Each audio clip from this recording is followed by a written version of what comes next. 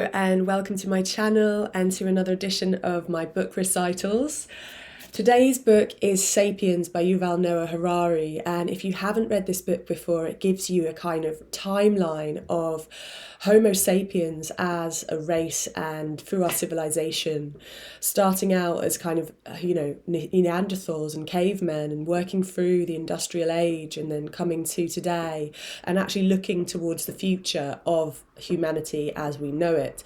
This book is something that I came across probably 4 years ago now, and it's always one that I see on the tube, people reading it. It always pops up for me, and it is an incredible read, and it must be one that I reread at some point. I'll probably do a series of these to record some of them for you, because there's so much amazing information that the author has spent probably decades maybe researching for this book. There's a lot of short passages in here, so I'm going to read a couple, I guess, over a series of recordings for you. The one I'm reading today is called The Ideal of Progress. I hope you enjoy it. Until the scientific revolution, most human cultures did not believe in progress. They thought the golden age was in the past and that the world was stagnant, if not deteriorating. Strict adherence to the wisdom of the ages might perhaps bring back the good old times, and human ingenuity might conceivably improve this or that facet of daily life. However, it was considered impossible for humans' know-how to overcome the world's fundamental problems. If even Mohammed, Jesus, Buddha, and Confucius, who knew everything there is to know, were unable to abolish famine, disease, poverty, and war from the world, how could we expect to do so? Many faiths believed that someday a Messiah would appear and end all wars, famines, and even death itself. But the notion that humankind could do so by discovering new knowledge and inventing new tools was worse than ludicrous. It was hubris. The story of the Tower of Babel, the story of Icarus, the story of Gollum, and countless other myths taught people that any attempt to go beyond human limitations would inevitably lead to disappointment and disaster.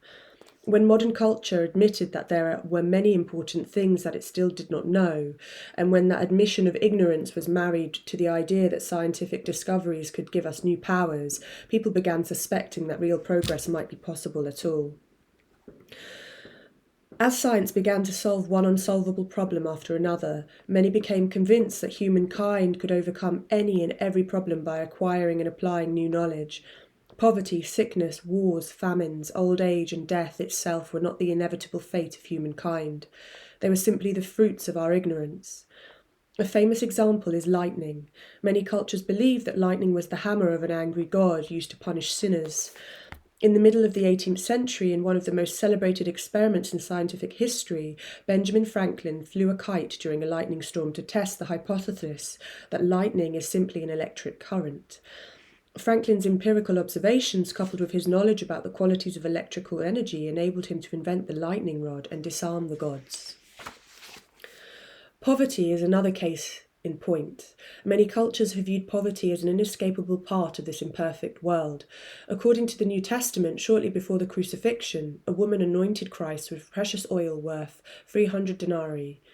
Jesus' disciples scolded the woman for wasting such a huge sum of money instead of giving it to the poor, but Jesus defended her, saying that the poor you will always have with you, and you can help them any time you want, but you will not always have me. Mark 14:7. Today, fewer and fewer people, including fewer and fewer Christians, agree with Jesus on this matter. Poverty is increasingly seen as a technical problem amenable to intervention. It's common wisdom that policies based on the latest findings of agronomy, economics, medicine, sociology can eliminate poverty. And indeed, many parts of the world have already been freed from the worst forms of deprivation. Throughout history, societies have suffered from two kinds of poverty: a social poverty, which withholds from some people the opportunities available to others, and biological poverty, which puts the very lives of individuals at risk due to lack of food and shelter.